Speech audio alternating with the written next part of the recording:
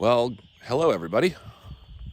It is officially springtime in Michigan, and that's when us people up here in this area start working on our projects. Not all the projects I have over there, but a new one that we have to the channel, and it is a car that I've got some history with.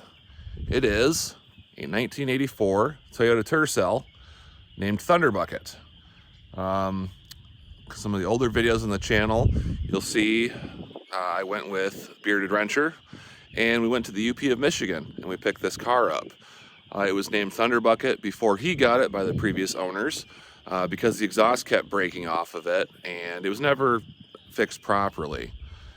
I'll put a link in the video description here down to Bearded Wrencher's channel and the video of when we got this car out of the Upper Peninsula of Michigan.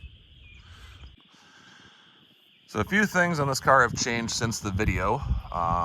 Luke had done a lift kit to it, and the basket actually is off of one of his other cars, the green Tercel he picked up out of Wisconsin.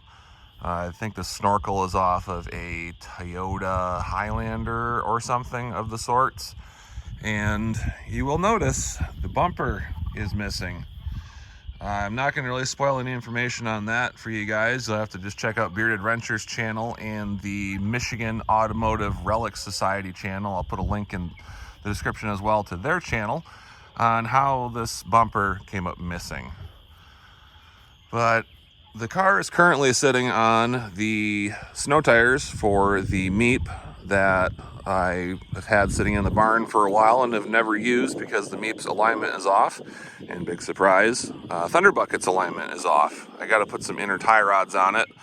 I have those actually sitting in the car, and there's a whole pile of parts that Luke gave me with this thing. I got air filters, I've got pieces of glass. The doors I got to grease up a little bit.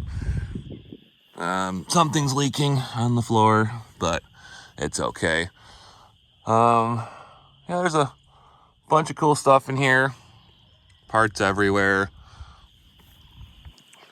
She's rough, but the four-wheel drive works. Luke did a 4A swap to the car. He just pretty much did a quick freshen up on it, threw a head gasket in it, threw it in the car. They said it had low miles. Unfortunately, at higher RPMs, like highway speeds and whatnot, for extended periods of time, it'll burn oil. It's been on the Gambler 500 a couple times. I actually did a video on this car. I did a little miniature in one of my previous videos. You can see that if you go to the channel and check that out. But yeah, he got a different car he's going to start driving, and with all the help I've been doing, hauling his projects around and things like that, he essentially just said, hey, if you want ThunderBucket, it's yours. You've helped out a bunch. If you ever get rid of it, let me know. So that's why ThunderBucket is here. Gabby already likes it. Needs a bunch of work, but you know, it's perfect for what it is. It's going to be a woods car. We made some trails actually out in the woods back there.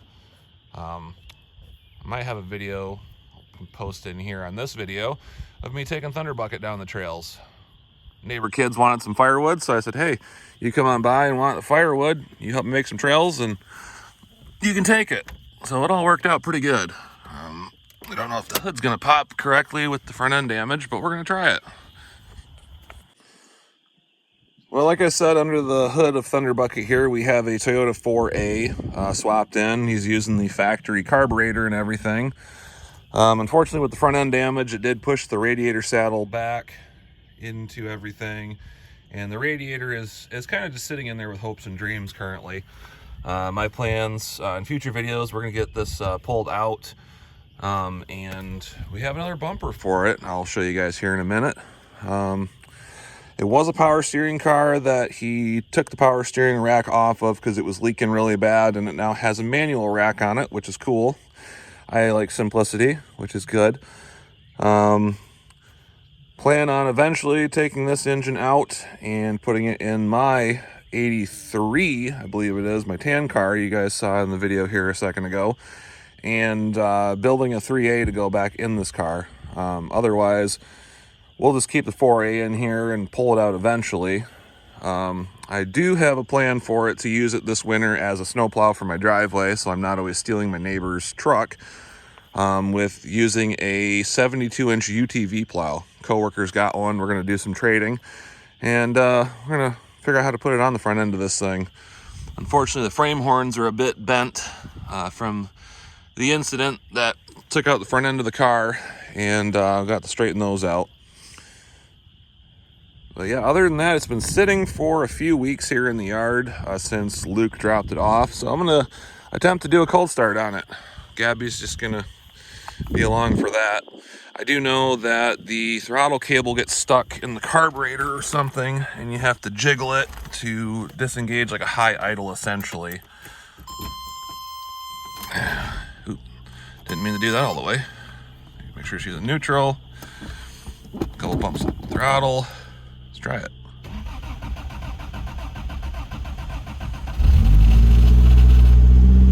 Now the ignition sticks a little bit, but fired up pretty good. It's like ThunderBucket's got 225, 635 on it. I do know the fuel gauge doesn't work correctly, but the heat works and all that jazz. Let's get the high idle down there. But yeah, that throttle cable sticks, and you have to flip it a little bit to get it unstuck.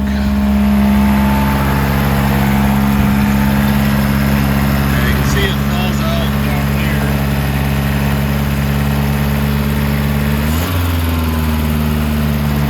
I'm gonna have to do some modifications to that and mess with the factory idle. It's a little high right now. Should be idling around 900 RPMs. Let's see if we can get her to drop a little bit more.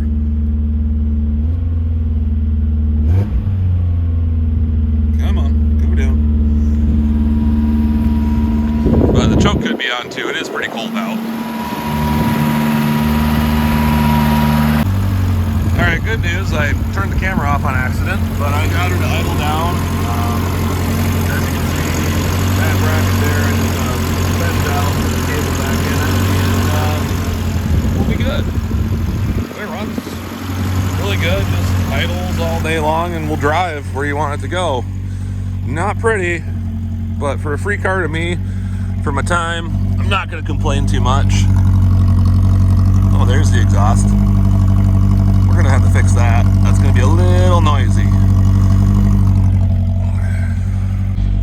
But for a free car, you can't really complain too much. Or complain at all, honestly. Was supposed to have ThunderBucket before winter, but a bunch of stuff came up, and we have ThunderBucket now in the yard. We're just going to keep patching it together as we go along. I do got to fix some rust in the floors, but everything else is solid. Frame rails are solid, front subframe solid, everything. There is a bent suspension mount in the back. I'll show you guys here in a second from one of the times Luke took it to Silver Lake and hit a tree. In reverse, not forward, when he got stuck, and bent the rear end, and yeah, it did some damage. But as you can see, the inclinometer that these Toyotas have in them is missing. Luke wanted it for his car that he has, his new one, which is coming up on his channel right now. It's an 87, I believe, Toyota Tercel. We picked it up out of Detroit, and the parts are going to go into that car.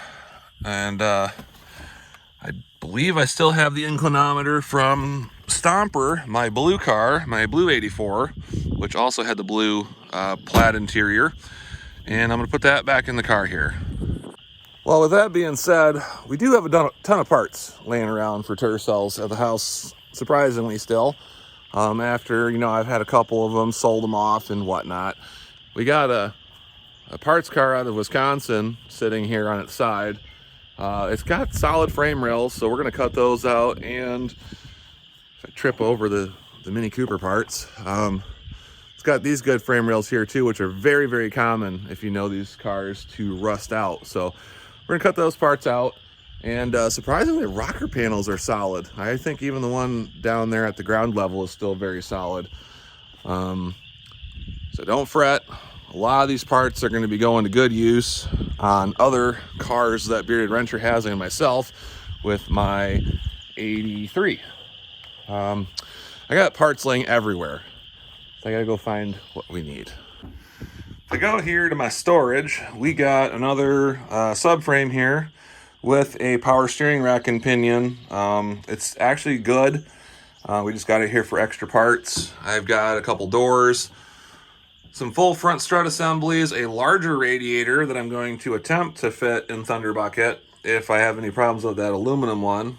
I got a bunch of stock 13-inch wheels for Tercels, some 14s, and I got some Mini Cooper 16s, which these will probably go back on the M.A.R.S. They actually got them for free from a gentleman, and he said I could have them if I got them out of his garage. So I got 4 of them with junk tires that we'll eventually use for something. But this is the bumper I plan to put on ThunderBucket.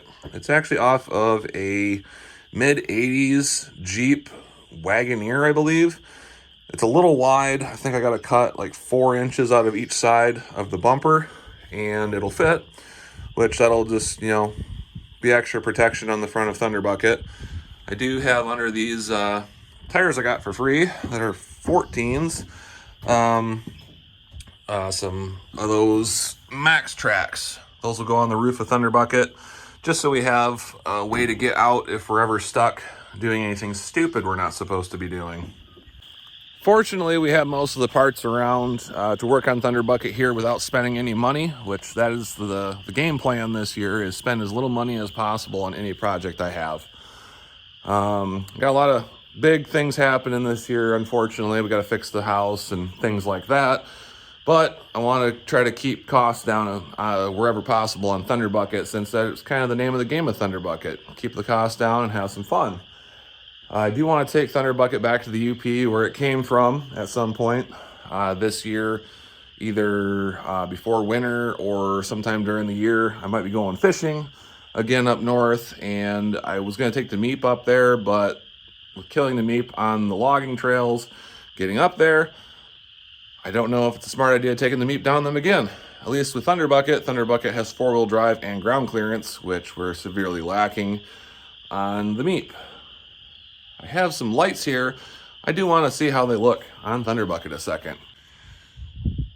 Well, I set the 4-pod lights up on the roof that I got off of eBay a while ago that I was going to use on the M.A.R.S. when I first built it. They don't really look that bad. They'd probably be better if they were square. Then they would go with the square headlights that are on the car, but I can't really be too picky on them since they are free now, essentially, that I've had them sitting around for, oh, that's the wrong way. Sitting around for about 2 years. I know, tell me what you guys think. Do the round lights work good on the roof? We can always, push them farther back, but I don't really want to have them too far back and then have them be kind of useless for lighting up things. I could always push them up to here. Still in a decent area on the roof, and then I could still put something here because my max tracks I have will not fit in this basket because it's too short. But it's a decent basket. It's kind of cool. Goes with the look of the car. Rusty and beat up. I guess we could always put them there too, but I don't know. I like them farther forward. Yeah, that's better. Looks decent. Oh yeah, we also did have to change the windshield in ThunderBucket. This is a used one that Luke had out of his basement. I put in it. I believe this is the one actually out of Stomper that we saved. The original window that was in the car when he bought it was already replaced once, but it was leaking really bad across the roof where you can see that black primer up there. And what had happened is these cars are just notorious for rusting if you're not careful. And all the salt and grime sits behind that molding, and over time it just rubs on the roof, eating the paint off down to bare metal, causing rust. Thanks, Rust Belt. But we got that windshield pulled out, cleaned up, put this window in, and we actually saved the other window that we had from this car, just as a nice backup to have around in case we ever break another one. But I do plan to take the Mini Cooper wheels and tires off of this and going back to those 13s. There are a bunch of sets of wheels or tires at least, that can be bought cheap on the old Facebook Marketplace off of Miatas and Hondas that fit these cars, and they don't break the bank and just keeps costs down. And that's really the name of the game. like I said, this year. Got a little bit of patchwork down there with the license plate holding that up, and the inner wheel well is pretty rusted, but the license plates are holding it together. Like I was saying, there is some damage down here. If I can zoom out a little bit. Luke had one of these adjustable control arms in here from when he hit that tree stump over at Silver Lake, which actually shoved this axle farther forward on this side. So it's slightly noticeable if you take a tape measure at both sides. I think it's a ½ inch or an inch farther forward, but the alignment is still fine on the car. He put some of these strut or spring spacer things in there. I had some KYB gas so charged shocks from something he threw on the back. And, you know, they do their job. We drove all the way to Wisconsin, or northern Wisconsin area, for the other car that went to that one there. It was too rough to bring home on a trailer, and we pretty much took everything out of it, loaded this car completely down, and we had like an inch or two between the tires and the wheel well, and drove home with a transmission, differential, doors, everything that would fit inside the car so that we could keep other Tercels alive. I apologize if this video is kind of rambling on. Unfortunately, you're also seeing a lot of this stuff for the first time like I am on the car, because he dropped it off and it's just been sitting here and I haven't touched it. And I just noticed that I should probably clean this out. I have a bunch of cans of bed liner and undercoating, so plan on sealing the floors up back here. I know I talked to Luke about possibly cutting this trunk pan out, which is actually pretty damaged, and swapping it out for a larger fuel tank, since that right there is the outside of the car and the ground. Might be a good idea to cut that out and seal it up a little bit better, or just pretend like we didn't see that and cover it with something. I do need to take the fuel sending unit out. I do know it does not function correctly. It says it's out of gas when it's full, and then when it has a couple gallons left, it comes back up and does something weird, so you just pretty much reset the trip the entire time. I do have a Jeep Wrangler rear bumper I'm going to attempt to put on this car, so I have a hitch so that I can use said basket down there on the ground for extra storage and winter weight for if we get the snowplow mounted like I want to on the car. But all in all, it's a car. You know, it's rough for a lot of people, but it runs and drives. Like I said, it'll be perfect in the woods here at the house, and if I can get the snowplow on it, it'll be perfect for snowplowing. The original plan, honestly, for ThunderBucket was for me to get it from Luke, pull all the driveline components out of it, and put it in my 83. But ThunderBucket deserves better than that. It's a very, very rough car, but I think it's got some life left to live. And we're planning on taking it on the Lemons Rally 2025. And after that, we'll see what happens. But if it survives Lemons Rally, let's get the snowplow for winter, and I can start working on my other car. This is my 83 Toyota Tercel, actually my first Tercel I've ever owned. We got it out of Granville, Ohio. Oh, how many years ago is that? It's before the YouTube channel, so 2019. I think it was right about when COVID hit. We bought this car with a bad transmission. I drove to North Carolina and back with a buddy of mine, Mike, who does the Lemons rallies with me, and we brought a transmission back we bought out of North Carolina. I paid $300 for the transmission, never put it in the car, bought Stomper, and sold this one to a fellow Tercel guy who offered it back to me. And I have it back here. Garrett, I didn't forget about you. I will send you money as soon as I have money to pay for the car. I know you said I could have it for free, but you know what? You kept care of it for me for all those years, and I got it back, so dude, I appreciate it. But this car will be on the channel probably come winter time when it's cold and I can't do anything, and I figure out where to take it, because working in the grass in the cold is not my idea of fun. But I've got seats for it. It's a DLX, so it's got the vinyl seats. Doesn't have the inclinometer, which I can put one in it. It's got wiring for it anyway. And I I gotta put a motor in it. I don't have that, but Luke's got one that I picked up from him, and I'm going to rebuild it, drop it in here, and this will be a summer car since there is no rust on it. It's a New Mexico car, lived in Ohio for a few years and then been in Michigan. The hood looks like it's not closed all the way, but it had a Weber carburetor swap on it, so they raised the hood to clear the Weber air filter, which we found out you don't have to do that because they make shorter ones now. They're shorter and wider and they still fit the Weber. But I'll probably take ThunderBucket's parts out of it once it gives up and put it in here, just to have one Tercel going around at a time. I appreciate all of you guys watching the video that did. If you guys want to see anything on any of the other project cars we got the 63 AMC Rambler, a 65 Ford Mustang, the Tetanosaurus, aka the Jep, which it was called the Jep when I got it, and we have Plastoram here. Crazy enough, all these cars in this row were free. I have a Toyota pickup, however, I'm going to be driving down to Benton Harbor to pick up from a friend that's been sitting essentially abandoned in her yard for 15 years that I've known her. And we're going to try to drag that back home. It doesn't come with the box. It doesn't come with the wheels and tires. But I'd like to see if we can get that running and use it out in the woods too. But thanks for watching. I will talk to you guys soon. And don't forget to check out Bearded Wrencher's channel. Like I said, link in the description down below, along with the link to the video when we got ThunderBucket out of the UP. And you guys take it easy. Have a good one, and we'll see you soon.